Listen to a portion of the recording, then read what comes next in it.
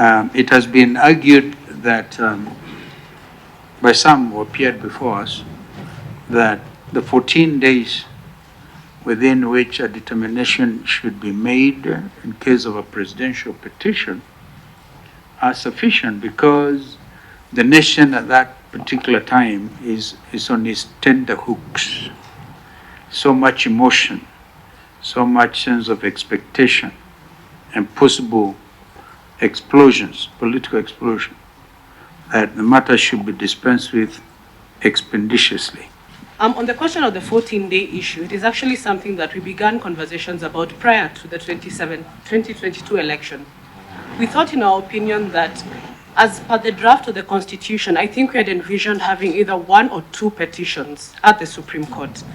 But I think 2022 showed us that there is potential for more.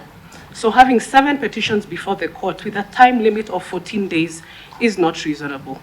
And with that, we'd hope that that can be considered. So either 2-pronged conversations.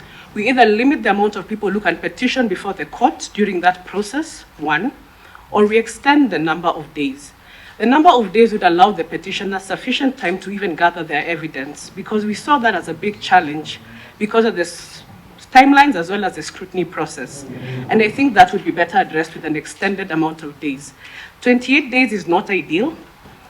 I don't think we will get to an ideal number of days in Kenya, because any lawyer will give you a reason for 60 days, 30 days, 28 days, or 14 days.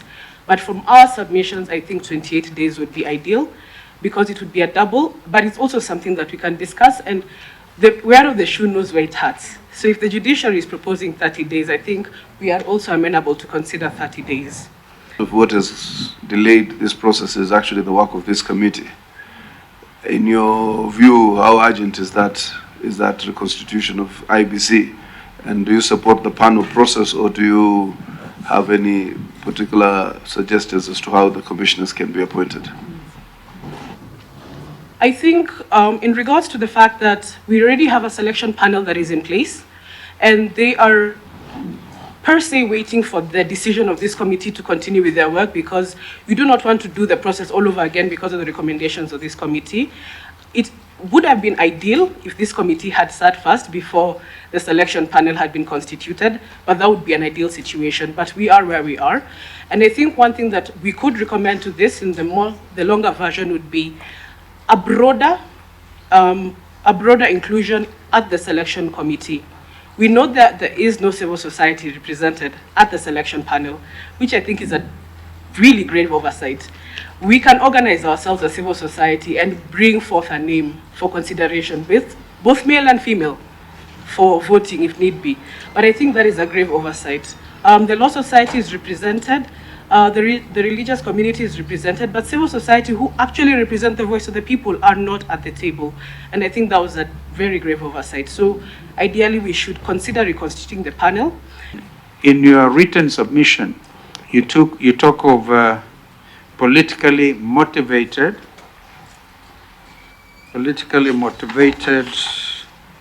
removal of commissioners themselves. In regards to having more political party representation at the selection panel, I think one thing that is actually a conversation and a cause of concern is the fact that IEBC needs to be independent. And the people who select the IEBC commissioners matter just as much as the IEBC commissioners. So we cannot have a situation where the selection panel looks very leaning to the political class, because it will create the same narrative that we already have, which is political mistrust, public mistrust in the IEBC. So I would implore this committee to really consider reconstituting the selection committee, because how you create the selection committee will actually dictate how Kenyans will perceive the commissioners who come into office. We take opinion by ICJ very seriously. I personally do take patient of this, and we therefore chose to invite you and thank you for coming. But those are my initial comments, or indeed I just wanted to posit that as a matter on which you can give us further reflection, 1 or 2 issues, so that we can make this country better for all of us and for future generations. Thank you.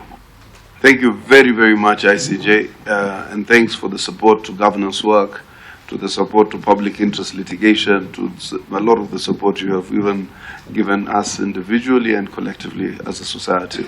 And I do take kindly the words that we have to get civil society involvement in part of these processes, but just do suggest to us how that is done,